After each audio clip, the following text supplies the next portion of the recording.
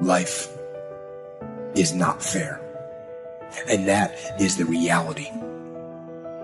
Disease and accidents don't care if their victim is a good person. They have no reason, no justification, and no mercy. And you cannot stop it. So, what do you do? Life's not easy. It is not. Don't try to make it that way. Life's not fair. It never was. It isn't now, and it won't ever be.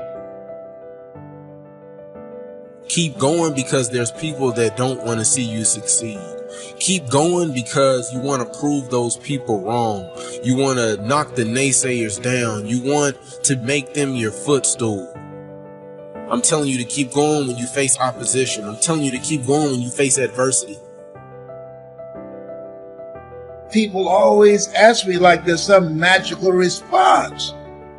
How did you go from just coming from Liberty City, selected one of the top 5 speakers in the world?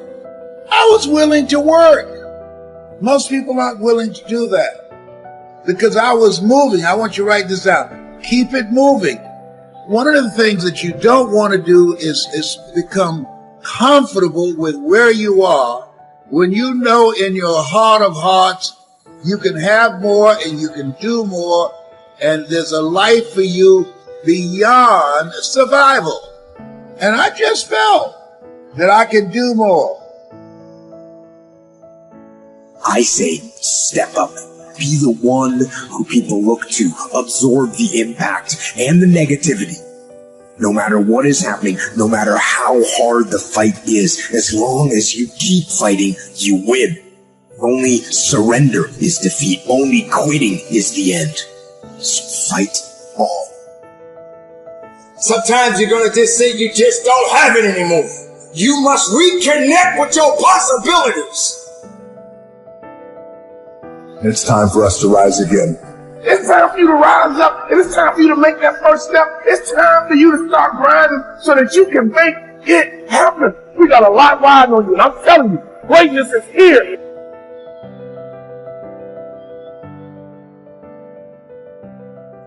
You can be and do whatever you want, and nobody can stop you. Nobody can stop you but you.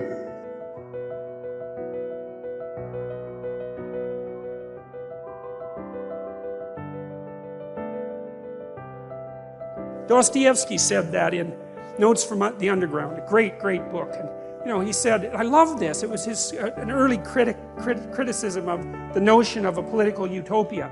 He said, look, if you gave people everything they wanted, they had nothing to eat but cake, and nothing to do but sit in warm pools and busy themselves with the continuation of the species. That was his lines. That the first thing they would do, well, maybe after the first week, was like go kind of half insane and smash everything up just so that something that they didn't expect would happen, so that they'd have something interesting to do. And it's so right, because, you know, the utopian notion that if you just had all the material stuff you wanted, that you'd be, well, what would you be? What would you do? Would you just sit on the couch and watch TV? I mean, you'd be, I don't know what, you'd be cutting yourself just for entertainment in no time flat, you know, and that's the sort of thing that people do. And so we're not adapted for security and utopia. We're adapted for a certain amount of security because, you know, we are vulnerable, but mostly we want to have one foot out where we don't know what the hell is going on, because that's where you're alert and alive and tense and with it. And you know, I believe this, and I believe it actually has something to do with the hemispheric structure of the physiology of your brain, is because the right hemisphere looks roughly adapted to what you don't know, and the left hemisphere, this is an oversimplification, but a useful one, is adapted to the world that you do know, and the right place for you to be is halfway between them. Because and you can tell that's what's so cool, and this tells you that this is actually reality that's manifesting itself to you. You know, that sense of active engagement you have in the world when things are working well for you, you know, where you should be at the right time. You're alert and on top of things and engaged, and you don't have much of a sense of time, and the sense of the tragedy of life sort of recedes, and that's when you've got one foot where it's secure and one foot out in the unknown. And your brain signals to you that you're in the right place by making what you're doing meaningful. And that sense of meaning is actually a neurophysiological signal that you've got the forces of the cosmos properly balanced in your being at that moment. And that's why it feels so good. Now, well, what else could it possibly be? I mean, you know, our brain is capable of looking beyond our vision. That's what it's for. And that sense of engagement, there's no reason to assume that that's anything but a real signal. And you can reduce it. You could say, well, the problem with being where you know only is that you don't know everything. And that's going to be a problem in the future.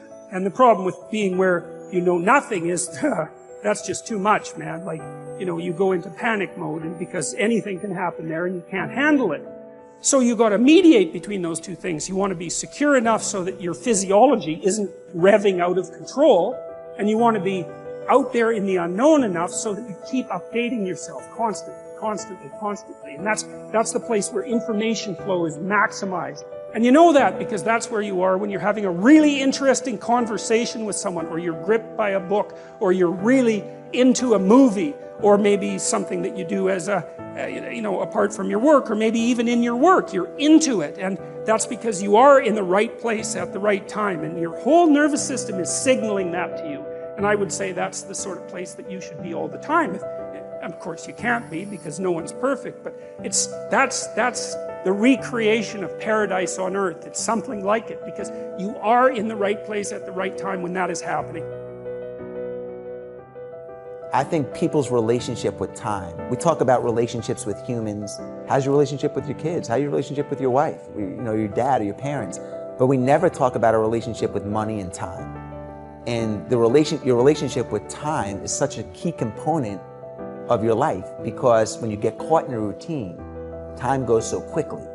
When you understand that there are maybe only 28 summers left, and if you want to truly, get as much experientially out of life, it just creates a tremendous amount of urgency. So, and the fear goes away. Because you're like, shit, man, nobody on the planet, no one's going to be here in 100 years. Do I care what he thinks that, we're not going to even be here in 100 years. So why wouldn't I take the chance? And it's just, I don't know. It's just so, I stopped writing it because I'm so aware of it. There's not a day that goes by when my head hits the pillow where I don't say to myself, did I maximize the day, and am I aware of my mortality? And it might sound depressing, but it's not. For me, it's thrilling. It's thrilling. You have to make that decision for yourself. You have to decide, I'm going to pursue that path, which is going to be really, really hard and difficult and take many, many years and be a great sacrifice, or am I going to pursue being a great employee? Now, if you want to be a great employee, you got to remember something. You're hired to help someone else achieve their goals, which is cool. There's nothing wrong with it. But if you don't understand that, you are not going to be a good employee. So you have a boss and they say, here's our goal for the quarter. You're going to help me get there. You work like hell to make sure that they achieve that goal. You're part of that team. That's very important. And then you keep moving up the ladder. And the great thing about that is if you're a good employee, you can also do very well. It's not the same as being an entrepreneur. You're never going to probably make as much money as you could have had you started the company, is my point. But you'll get the Saturdays off, the Sundays hang out, go to the soccer games with the kids, have a more balanced life. There is no balance in entrepreneurship. We talked about love and how to have love in a relationship. And one of the complaints that I hear, or one of the issues that I hear in people's lives is that they don't feel loved, they don't experience being loved, they're not loved. And they're then left with this kind of tail chasing exercise, okay?